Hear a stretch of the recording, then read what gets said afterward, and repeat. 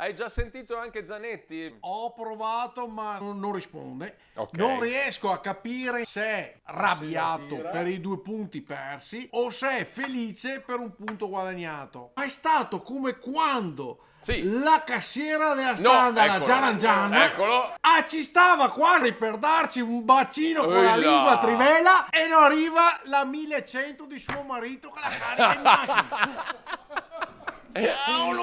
Ormai è una telenovela quella con la cassiera della standa. Io e Paolo Sì? ci siamo guardati e abbiamo detto eravamo a Tanto tanto così dal paradiso e invece è arrivato il marito. Se non facevamo la stupidaggine, cioè se Giovane l'avesse messa in porta dall'altra parte, Ma lo sai come hai detto, se mio nonno non ci avesse la dentiera mangerebbe il mandorlato di Cologna.